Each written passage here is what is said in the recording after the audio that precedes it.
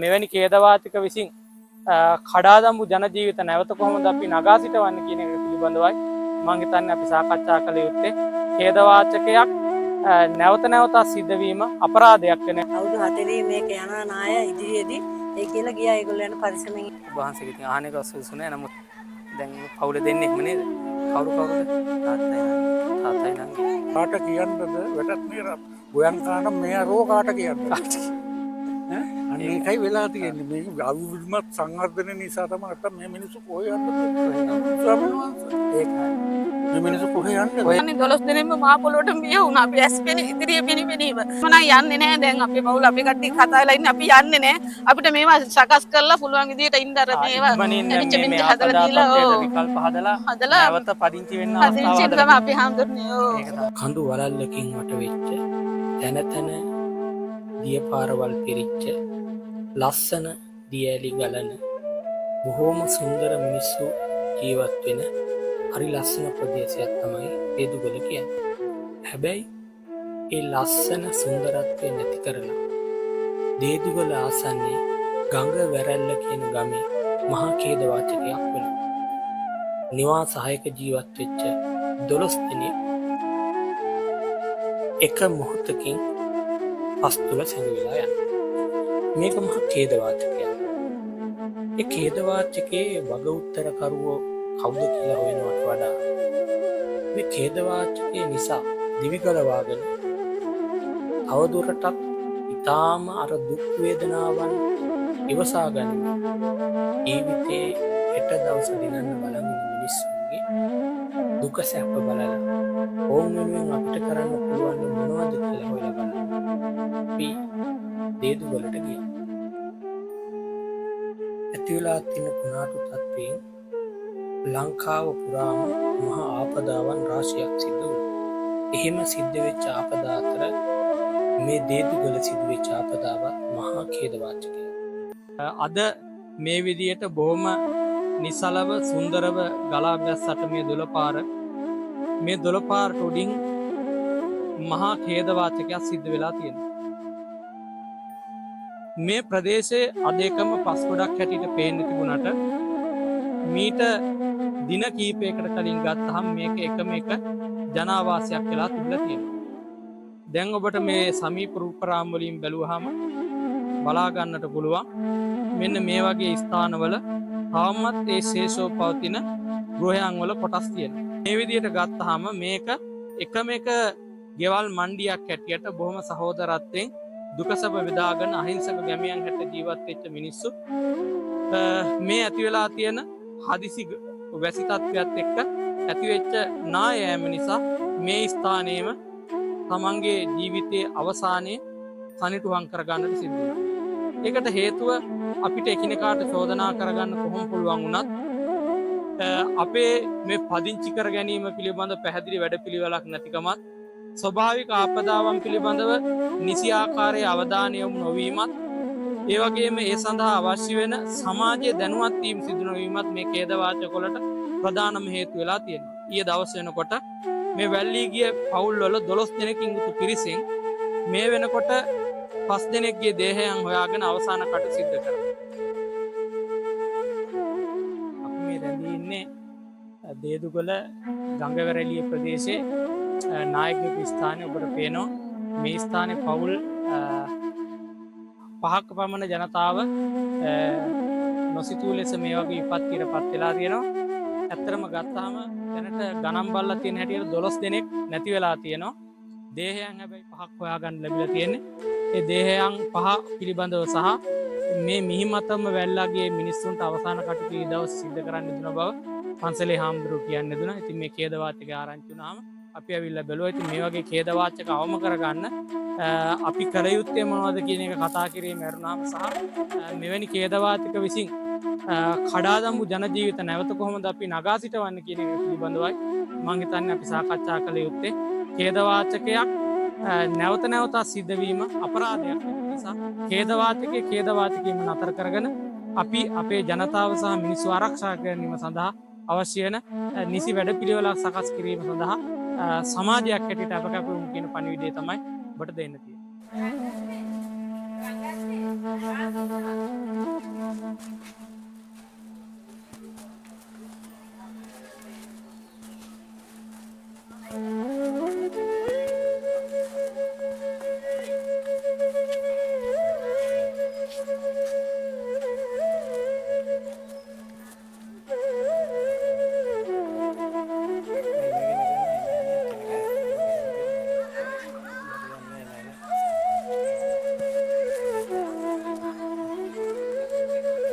මේ ඇතිවෙච්ච තත්ත්වය සම්බන්ධව ඔබතුමියගේ අදහස් ප්‍රකාශ කිරීමක් කරනවා නම් කොහොමද දැන් ඊළඟට වෙච්ච දේවල් සහ ඉදිරියට සම්බන්ධ අවුරුද්දකට ඉස්සරව මේ නායන් ගියා.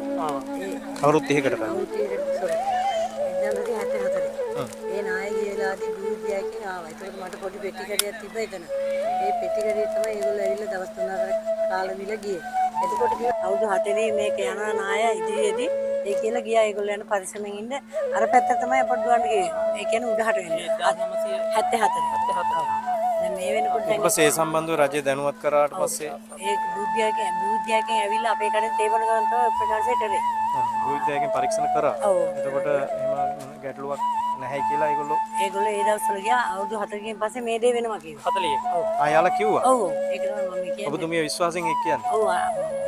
වගකීම් මම අර කියන්නේ පදිංචි වෙන්න හොඳද නැද්ද කියලා. ඒක තමයි මූලිකම ඕන. ඔව් නේද මෙතන නිලධාරිනු කිව්වේ භූවිද්‍යාවකින් බලලා නැවත පදිංචි කරන්න පුළුවන් අය පදිංචි කරනවා. නැත්නම් නැවත ඉඩම් දීලා අලුතෙන් ගෙවල් හදනවා වගේ ටිකක් ලොකු වැඩ පිළිවෙලකට යන්න වෙනවා. අපේ මිනිස්සු හරි ශක්තිමත්. අපේ හැමෝටම එදා ඉන්නට දැනුත් එහෙම. මේගොල්ලන් ඉන්න තැන් පිළිවෙලක් ආරක්ෂිත තැනක හදලා ඉඩකඩම් කරගෙන ඒගොල්ලෝ ජීවන පාරම යයි. ඒගොල්ලෝ ආයේ කොළඹට නුවරට කෑ ගහලා එහෙම දාලා බෑ. මේ ගාමට යන්න මොනවද කරන්නේ නැහැ. පුරුදු වෙලා තියෙන්නේ මේ සමාජයත් එක්ක තමයි ජීවිතේ. නල්ලටම තමයි ජීවත් වෙන්නේ. නල්ල තමයි ඒගොල්ලන් ජීවන පාර. මේ ගම මොකද්ද? මේ දේදුගල දැන් උඩ නාය ගියේ සායනා මේ ටිකේ මිය වැඩිපුරම ගියේ සංගය ඒක වල දැන් ඔබ වහන්සේගේ ගෙවල් එහෙම ගඟ වැඩ එතකොට දැන් ඔබ වහන්සේ මෙහි ඇවිල්ලා කොච්චර දවසක්ද මේ නාය යෑමෙන් පස්සේ දැන් දවස් දවස් දෙකක් විතර වෙනවා දැන් ඒ හරිය කී දිනකට මේ වගේ ඔබ වහන්සේගේ ඉතින් ආනෙක සුසු නෑ නමුත් දැන් කවුරු දෙන්නෙක්ම නේද කවුරුද තාත්තයි නංගි දෙහෙන් හම්බුණාද දෙන්නගේ හම්බුණානේ ඊයතෝට අවසන් කටයුතු කරේ ඔබ වහන්සේ බුදු පුත්‍රය නිසා මං හිතනවා ඒක ඉවසගෙන ඉන්න පුළුවන් ඇති කියලා අලවේලි එහෙම කොහොම ආවට ඒ එන්නේ කියන්නේ දැන් මේ නායකගේ අවිධිමත් සංවර්ධනය ඔව් නිසා විධිමත් සංවර්ධනයක්. විධිමත් සංවර්ධනයක් නෑ. මේ සංවර්ධනය අවුරුදු 70 කාලේ විනාශ වුණා. ඉතින් මේ දෙල්වල කන්ද නාය යනවා කියලා මෙතන 61ක් අක්කර 61ක් අයින් කරා මේ පොරස්ට් එකට. ඒකට අහපව් ඒකත් මේ ආණ්ඩුවලින් ඇවිල්ලා ඒ ඉඩම් දුන්නා. ආයෙ බෙදුවා. ආයෙ බෙදුවා. දැන් ඒ හරිය ආයෙ ඉරිතලලා ආයෙ පදිච්චිලා. ඉතින් මේක ඉතින් කාට කියන්නද වැටත් නේ ගොයන් කාට මේ අරෝ කාට කියන්නද?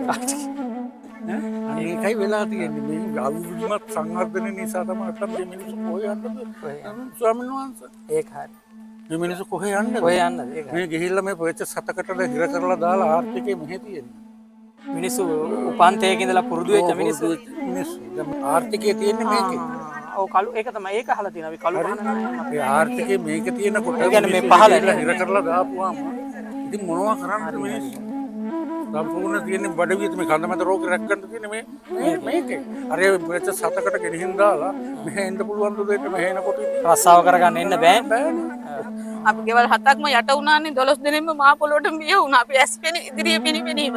ඊට පස්සේ කට පස්සේ රාලම් ඩග්ගල ඔක්කොම දැන් මේ නායවල යනවා පුපුරන කඳ පුපුරන වතුර ගන්න ඕගාල මඩ වතුර එනවා. ඊට පස්සේ රාලම් කිව්වා ඩග්ගල ඉස්කෝලේට යන්න කියලා ඔක්කොමලා ඉස්කෝලේට කැඳෙව්වා. ගමේ රාලම් ඇවිල්ලා ඊට කට්ටිය ඇවිල්ලා තේරමලා එව්වා මෙහාටම අපි දුවලා ගින් ගෙවල් වලින් කට්ටිය පිරිමි ළමයි ඔක්කොමලා ලෙඩ්ඩු එහෙම වඩාගෙන උස්සගෙන එක්කන් ඇවිල්ලා මෙහාට ගෙන්නත් තිබ්බා. ඔව්. පුළුවන් තැන් වල ඊට පස්සේ නැවැත්තුවා. ඔව් වැඩි හරියම ඉස්කෝලේටම යාවේ. දැන් කී දෙනෙක් විතර ඉන්නවද දැන් කවුද ඉස්කෝලේ කී දෙනෙක් ඉස්කෝලේ දැන් ඉන්නවා 500කට වැඩි ඉන්නවනේ 500කට 300කට විතර ඊට පස්සේ පැලැම්පිටියේ අර කැල්ලින් එකේ කට්ටියත් මෙහාට ළමන් එක් කරගෙන ආවේ. ඔව් ඒත් එතනත් එන්න බැරුව අමාරුවෙන් බොහොම අමාරුවෙන් ගිහිල්ලා එක් කරගෙන ආවේ ඒ කට්ටිය පාරවල් කැඩිලා හැම දැන් මේ ඉස්කෝලේ නම කොහොමද දේදුගල දේදුගල මහාවිද්‍යාලය. ඔව් ඉතින් අපිට දැන් හැමදාම මෙතන ඉන්න බෑනේ. අපිට මොකක් හරි ඕනේ. ජීවන වෘත්තිය හැමදේම ඔව් අපිට මේ පර්චස් 5ක් 6ක් දාලා මදි අපිට දැන් ජීවත්. අපි තේදළු වලින් එහෙමනේ ජීවත් වුනේ මේ තේදළු කන මනුස්සයා තේදළු කඩන්න විතරයි දන්නේ. ගිහින් අර පර්චස් 10කට ගිහින් තමයි අපි කොහොම ජීවත් වෙන්නේ. අපි ජීවත් වෙන්න අපි නම් නැවත මම නම් යන්නේ නැහැ දැන් අපේ පවුල අපේ කට්ටිය කතා වෙලා ඉන්නේ අපි යන්නේ නැහැ අපිට මේවා සකස් කරලා පුළුවන් විදියට ඉන්න අර මේවා ඉක්මනින් ඇවිත් දැන් පිටින් මේ හදලා ආපදා දීලා තත්ත්වයට විකල්ප හදලා හදලා නැවත පදිංචි වෙන්න අවස්ථාව හදින්චින් හදලා තමයි අපි හඳුන්නේ ඒක තමයි අවදාන ඉතින් අපි දැන් වැස්සට කොහමත් අපි දැන් අවදානම් આવොත් වැස්සට කොහමත් අපේ ළමයි ඉන්නවා අපි කොහෙට වෙහික දාට පිටත් එනවා මම මගේ අදහස නම් එහෙමයි ඊඩෝර කාඩ් නම් ඉන්න පුළුවන් අපිට මේ ඇත්තටම දේදුගොල මහාවිද්‍යාලය තමයි මේ දැන් මේ කඳවුරු බවට පත් වෙලා තියෙන්නේ. ඉතින් ගංගවැරළිය කැල්වින් දේදුගොල ඇතුළු ඒ ග්‍රාම සේවක සමාවරණය වන පරිදි හැම දිනම වගේ අපහසුතාවයට පත් වෙලා ඉන්න අවස්ථාවක් මේ. ඉතින් මේ රිටිගහ ඔය ගලා බසිනවා. ඉතින් නලංගනැල්ල වගේ ලංකාවෙම ප්‍රසිද්ධ වෙච්ච ලෝකෙම ප්‍රසිද්ධ වෙච්ච දියඇලි පෝෂණය කරන මේ රිටිගහ ඔය ආශ්‍රිතයේ ඉතාම සුන්දර පරිසරයක සතුටින් ජීවත් වෙච්ච ජනතාව තමයි අද මේ අකරතැබ්බට මුහුණ දීලා අද මේ කඳවුරුගත වෙලා තියෙන්නේ. ඉතින් පොළවේ බොහෝම යත්තැන්වල අපි දකිනවා ලොකු ඉරිතැලීම් තියෙනවා. ඉතින් එතකොට ඒක අවදානම් කලාපයක් විදිහට තමයි අපිට අදහස් කරන්න වෙන්නේ. නමුත් මේ මිනිස්සු ජීවත් වෙන්නේ මේ තේවතු ආශ්‍රිතයෙන්. තේ කර්මාන්තයෙන් තමයි ජීවත් වෙන්නේ.